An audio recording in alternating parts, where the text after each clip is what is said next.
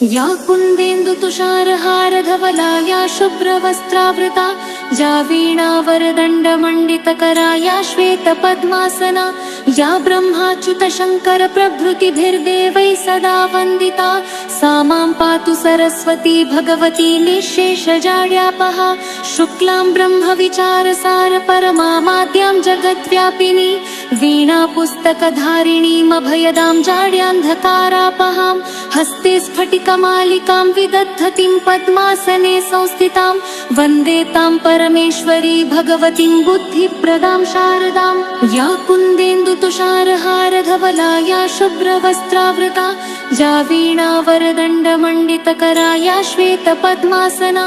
या ब्रह्माच्युतशङ्करप्रभृतिभिर्देवैः सदा वन्दिता सा मां पातु सरस्वती भगवती निःशेषजाड्यापहा शुक्लां ब्रह्मविचारसारपरमामाद्यां जगद्व्यापिनी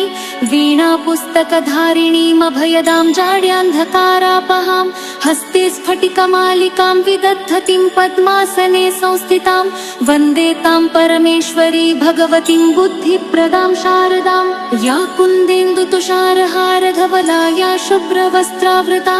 या वीणावरदण्डमण्डितकरा या श्वेतपद्मासना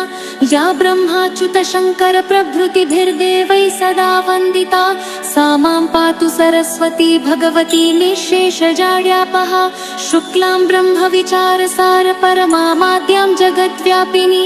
वीणापुस्तकधारिणीमभयदां जाड्यान्धकारापहां हस्ते स्फटिकमालिकां विदधतीं पद्मासने संस्थितां वन्दे तां परमेश्वरी भगवतीं बुद्धिप्रदां शारदां या कुन्देन्दुतुषारहारधवला या शुभ्रवस्त्रावृता या वीणावरदण्डमण्डितकरा या श्वेतपद्मासना या ब्रह्माच्युतशङ्करप्रभृतिभिर्देवैः सदा वन्दिता सा मां पातु सरस्वती भगवती निःशेषजाड्यापहा शुक्लां ब्रह्मविचारसारपरमामाद्यां जगद्व्यापिनी वीणापुस्तकधारिणीमभयदां जाड्यान्धकारापहां हस्ते स्फटिकमालिकां विदधतीं पद्मासने संस्थितां वन्दे तां परमेश्वरी भगवतीं बुद्धिप्रदां शारदां या कुन्देन्दुतुषारहारधवला या शुभ्रवस्त्रावृता या वीणावरदण्डमण्डितकरा या श्वेतपद्मासना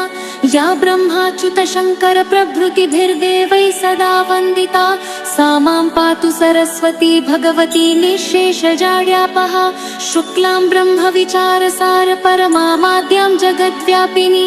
वीणापुस्तकधारिणीमभयदां जाड्यान्धकारापहां हस्ते स्फटिकमालिकां विदधतीं पद्मासने संस्थितां वन्दे तां परमेश्वरी भगवतीं बुद्धिप्रदां शारदां या कुन्देन्दुतुषारहारधवला या शुभ्रवस्त्रावृता या वीणावरदण्डमण्डितकरा या श्वेतपद्मासना